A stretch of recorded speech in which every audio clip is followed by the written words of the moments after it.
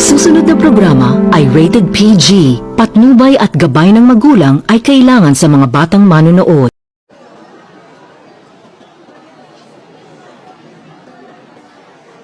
Ang kabilang sa mga nawawala ay tungkol kay Junjun, isang teenager noong 1987, na nang magising ay isang umaga ay hindi nakikita, hindi naririnig, at hindi nakahawak. Ang kwento ay tungkol sa paghanap niya ng kanyang katawan, hanggang sa madiskubre niya na isa pala siyang desaparecidos. 3 araw at 3 gabi siyang gumalaw.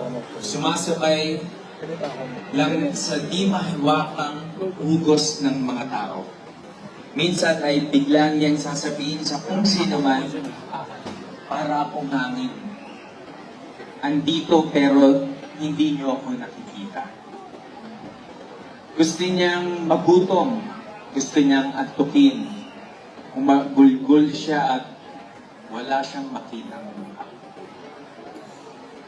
Sa mga sinihan, siya naghanap ng mga mapagtataguan. Magtatago ka, di ka naman nakikita, sabi sa kanya ng sinihan. Tulungan mo ko, bulong niya dito sa dilim, kailangan kong sumiksik. Doon sa harap ng tipikit-pikit na liwanag ng gayon, tumangkot siya sa mga tauhang walang butot laman, rektangular na mundong di naman buo. Naglibot siya sa paghahanap ng katawan. Tinagmasdan niya ang mundo mula sa bitukan nito, tiningnan ang mga luwa, ang tiyan, at tiningnan niya ang mga luwa, ang tiyan, at halang ang mga kaluluwa. Pumasok hanggang sa pinakamarumi at pinakamababang antas ng pinakabuhay ng bawat Pilipino. Doon sa mga squatter at batang lansangan at mga nasasalvage at nabubuhay sa bundok ng basura. Pero di niya matagpuan ang sarili niyang katawan. Isang araw ay naisip niya, ano kaya kung sumanib siya sa katawan ng isang patay? Nilibot niya ang mga sementeryo pero sarado ang mga nicho.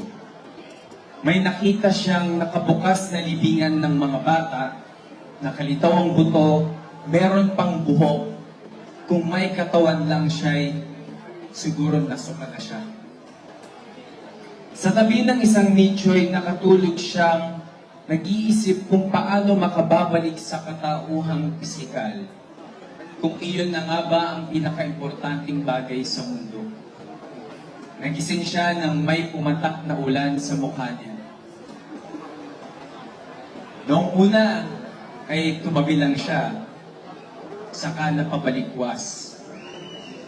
Bakit hindi niya naramdaman ang ulan?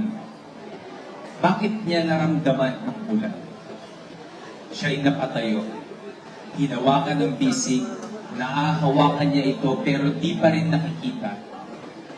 Sumipol siya, naririnig niya. Dumampot siya ng bato at nahahawakan niya. Hinagkan niya ang bato. Noon lang sa buhay niya, minahal niya ng ganoon katindi ang isang bato.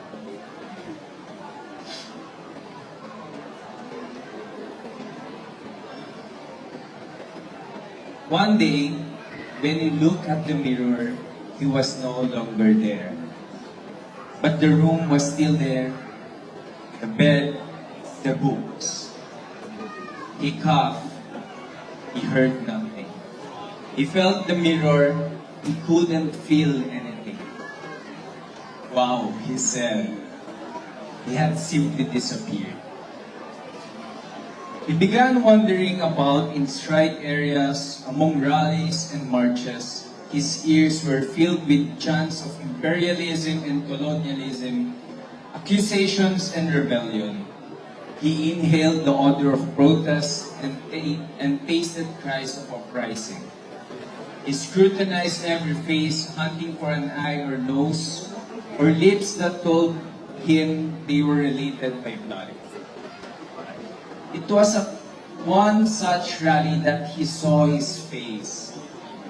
It was on a placard held up by an old woman in the rally of relatives of missing persons called Desaparecidos.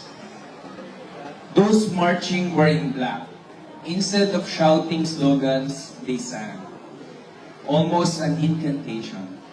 Give us back our loved ones. Release the missing ones. Take away the mourning in our hearts. Sorrow and anger grappled with each other in their eyes, their feet moving in bereavement. Then Junjun looked at a photograph. That was his face, but that man must be more than 20 years old and was cuddling a child. Who is he? And the baby? Written in red paint below the photo, Jonathan Lumibao, 3 when snatched by the fascist state. The father, Manuel Lumibao, was slain. Give them justice. Junjun moved back. When the rallies stepped up their pace, their chanting grew more intense against the state that snatched people in the dark of night or on a highway in plain daylight. Crashing against Junjun elbows and bodies jostling him, the placards and marching horde carried afar by the wind, he burst out. I am that one. The boy in the picture. I'm that lost boy. I am Desaparecidos.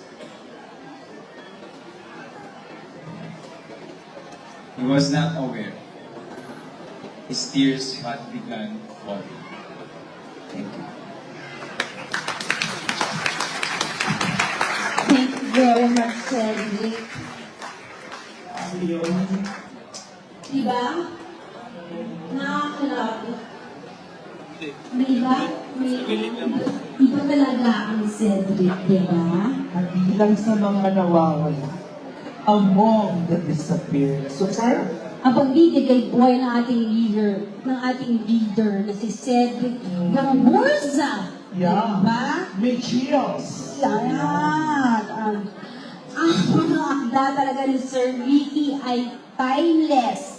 Correct. Thank you very much. Tama ka dyan. At ang mga word ni Sir Ricky, maliban sa timeless, ay laging relevant at ang kanyang mga sinusumula. Hanggang ngayon, may connect siya sa mga millennial readers. Ang demographics ng Alam ba? ng mga readers ni Sir Ricky ay malawak. Ayun.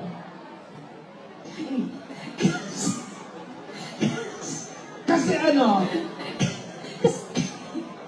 Kasi nga, laging bukas si Sir Ricky. Bukas ang puso, bukas ang isip, open siya to all forms of joy and pain.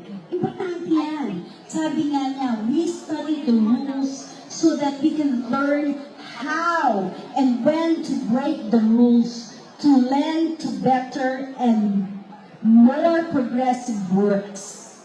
Sabi nga niya, isa sa effective ways of learning ay ang paglagi kang nakatawa. Subukan natin. Paglagi kang nakatawa. habang gumagawa ng Oo. Ang ganun. Kahit malungkot. Kasi raw, pag mas kaya ang butas, mas malaki ang mapapasukan ng mga ideas. Oo nga naman. At alam mo, akala ng mga tao super seryoso tao si Sir Ricky. Totoo naman po yun.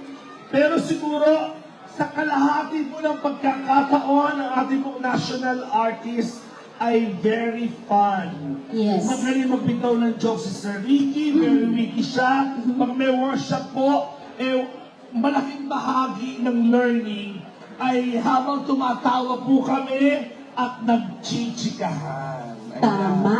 At para basahin. Ayan.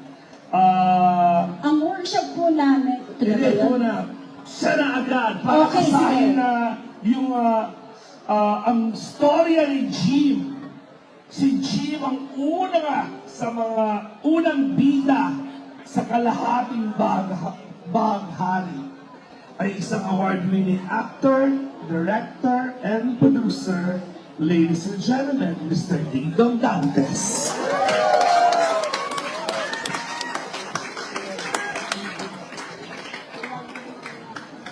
Magandang gabi sa inyo lahat. Sir Ricky.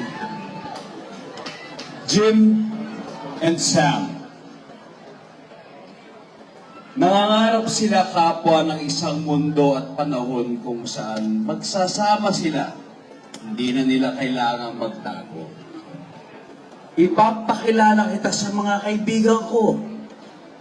Ipagmamalaki kitang boyfriend ko. Saka sa harap nila ay hahagkan kita.